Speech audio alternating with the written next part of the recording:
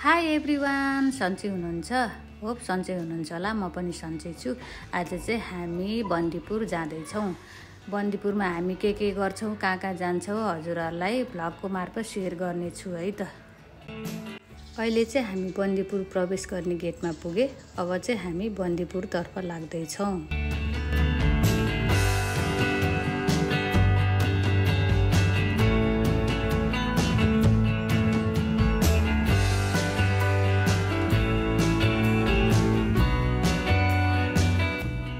हामी चाहिँ अहिले बन्दीपुर पुगिसक्यौँ। बन्दीपुर बेम्बो कटेजमा चाहिँ हामी खाजा खान लाग्दैछौँ, खाजा सिट। अनि हामी खाजा खाएर भित्र जान्छौँ, होटेलतर्फ जान्छौँ। हामी चाहिँ बन्दीपुर आइपुग्यो। साँझको भिड चाहिँ यस्तो छ है बन्दीपुरको। ल हेर्नुहोस्, यहाँ चाहिँ दाइ दिदीहरू नेपाली वेशभूषा पोसाकमा सजिएर नाचेर टिकटक बनाइराख्नु भएको छ।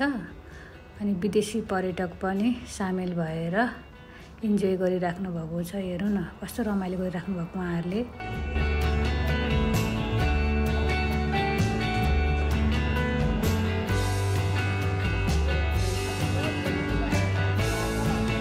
अहिले चाहिँ हामी राति यहाँ बाहिर घुम्न निस्केको छौँ।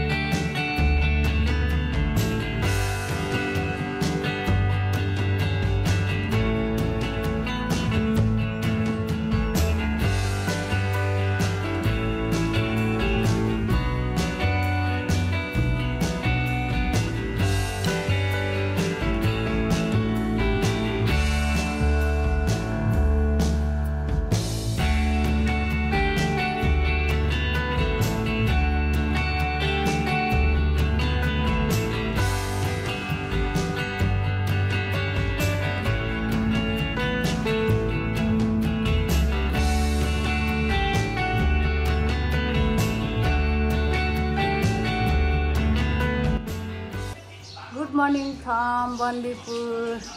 आजको मेरो दिनको सुरुवात चाहिँ ब्ल्याक टीबाट हुनेछ। ब्ल्याक टी खाएर अनि बन्दीपुर घुम्न जाँदैछु। अनि एकछिनमा भेटौँ है त।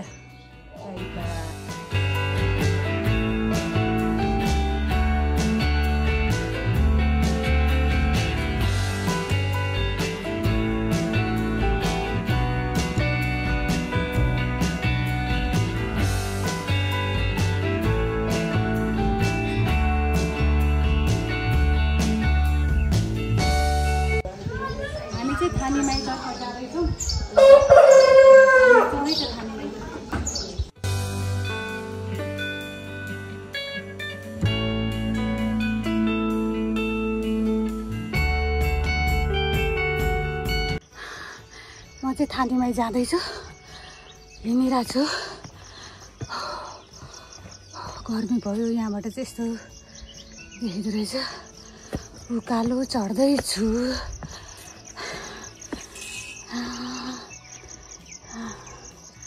त्यसरी गर्मी भयो।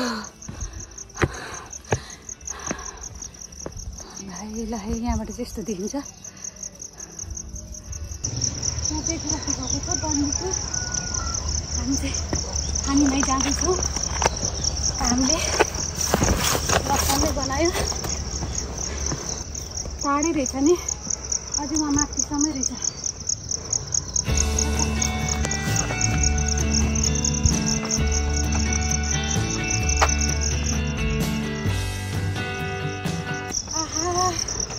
कस्तो मिठो सर्रा हावा, प्रकृतिको हावा।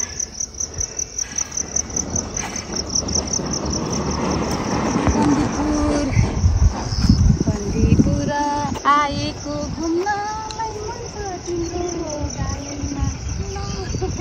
थानीमाई जाने उकालो बाटो बन्दीपुर चाहिँ यस्तो देखिँदो रहेछ। हेर्नु न, यसो सर्रा बन्दीपुर एकदम रमाइलो लाग्यो। थानीमाईको मन्दिरको डाँडोबाट चाहिँ बन्दीपुरको चाहिँ यस्तो भ्यू देखिन्छ। यो देखेको चाहिँ टुडी हिल हो।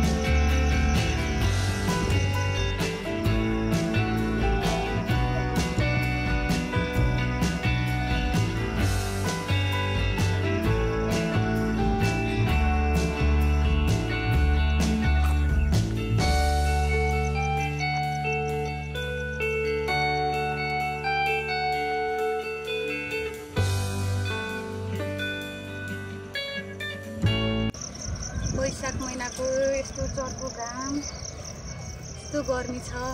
एकदम गर्मी भयो। गर्मीमा तल हिँड्दैछु। बाफ रे बाफ, यस्तो गर्मी कि यो घामले मलाई देखाएको छ। म त देखेकै छैन होला पुरै घाम टल्केर। ल जाउँ है त।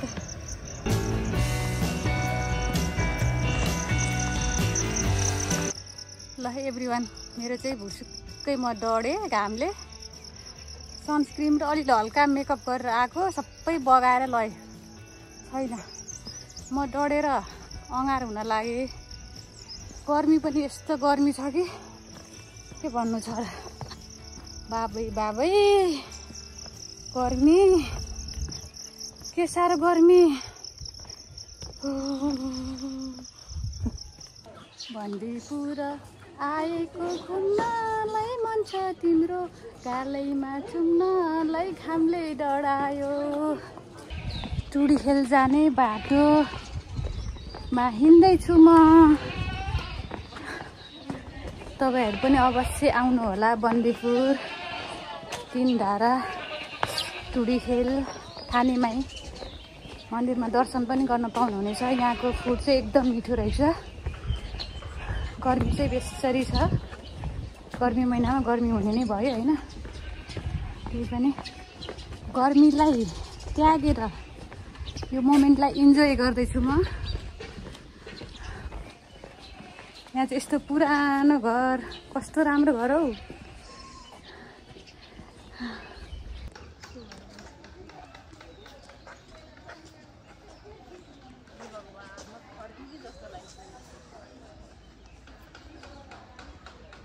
बन्दीपुरको टुडी खेल, बन्दीपुरको टुडी खेलमा आइपुगेका छौँ हामी। टानानानानाना ल है टुडी खेल हेर्नुहोस्। टुडी खेलमा त केही छैन, बाख्रा चरिरहेछ।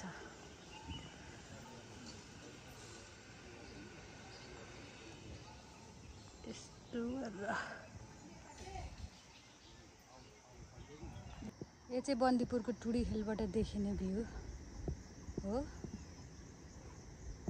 यो चाहिँ केबल कारको भ्यू टावर रहेछ।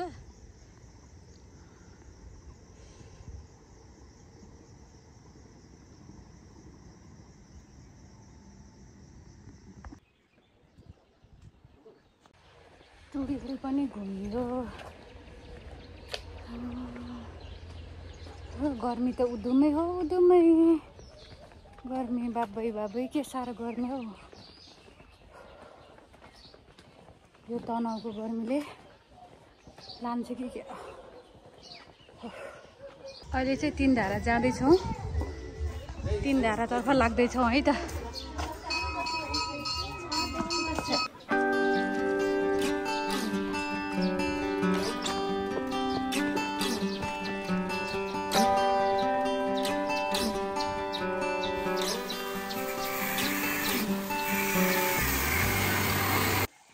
यो चाहिँ बन्दीपुरको 3 धारे।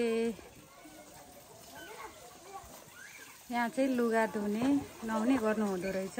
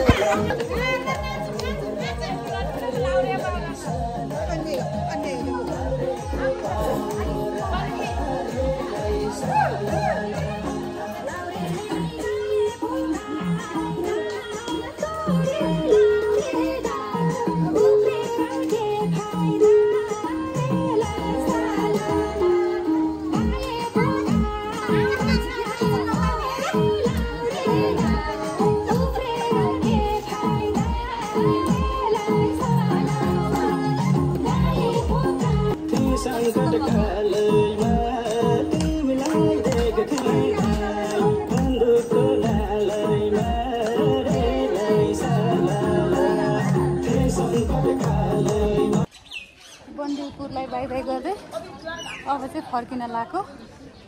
अब चाहिँ फर्किँदैछु। Bye bye Bandipur, bye bye. बन्दीपुरबाट तल झरेपछि हाइवेबाट अलिकति अगाडि आएपछि चाहिँ विमलनगर भन्ने ठाउँबाट चाहिँ मैले माथि एसियाकै सबभन्दा ठुलो गुफा छ अरे भनेर त्यो गुफा गएर फर्किने भनेर चाहिँ यहाँ माथि ब्याम्बो कटेजमा खाजा खान लाग्दैछौँ। मोमो खाजा खान्छु अनि माथि गुफा जान्छु। अनि गुफामा भेटौँला है त। नेपालको सबैभन्दा ठुलो सिद्ध गुफामा तपाईहरुलाई स्वागत गर्दछौं। धन्यवाद।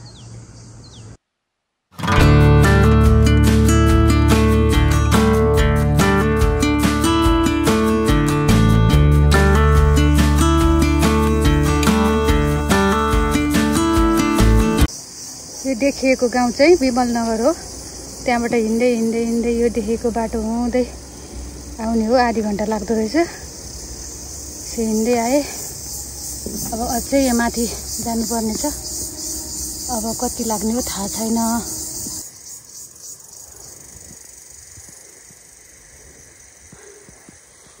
लगभग 40 मिनेट हिँडेपछि फाइनली सिद्ध गुफामा आइपुग्यौँ। प्रवेश गर्दैछु है त।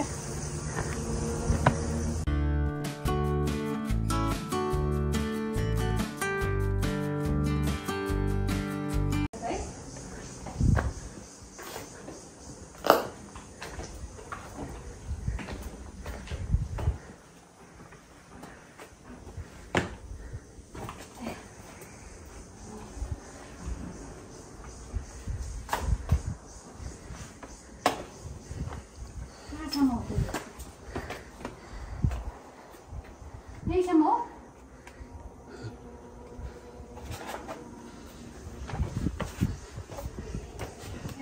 यस्तो आनन्द फिल हुँदो रहेछ। शीतल गर्मी महसुस भएन।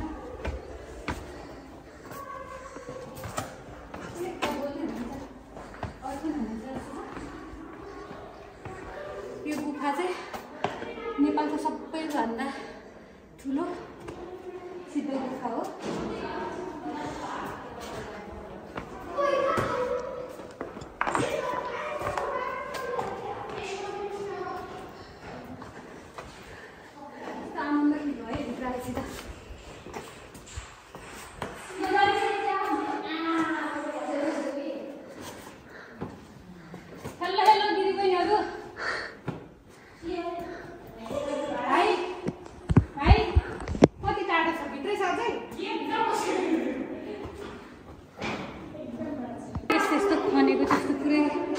खनेको जस्तो सुरुङ जस्तै रहेछ।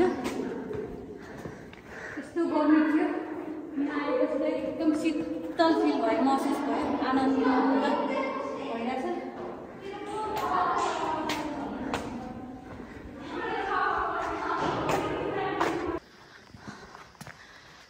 गुफाभित्र जाँदैछु। यहाँ माथि माथि चाहिँ यस्तो रहेछ। यस्तो यहाँभित्र जाँदैछु।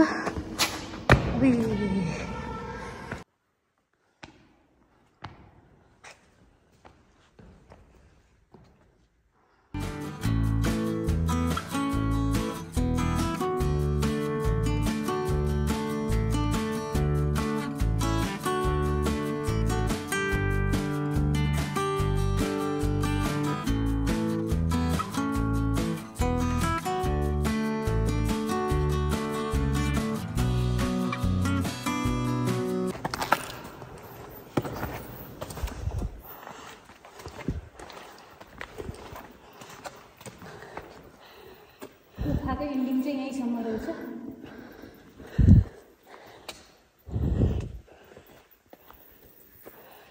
गुफाको एन्डिङसम्म आइपुग्यो।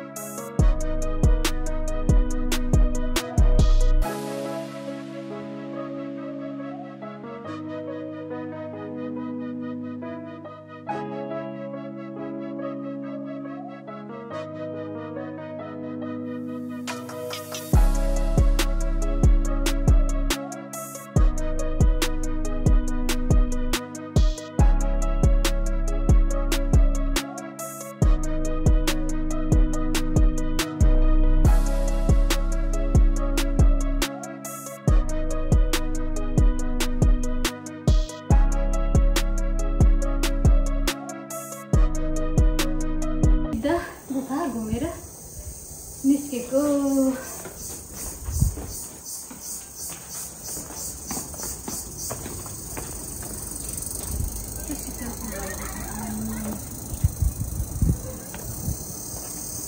यो चाहिँ विमल नगर हो, यो देखेको गाउँ चाहिँ।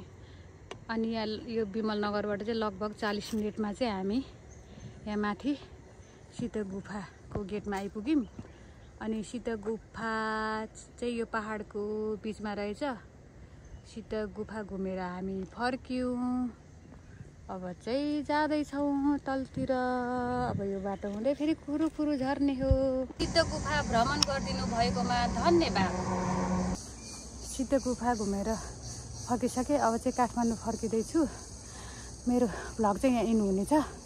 अब नेक्स्ट भिडियोमा भेट्ने बाचा गर्दै मेरो भ्लग यहाँ इन गर्न चाहन्छु। By by everyone.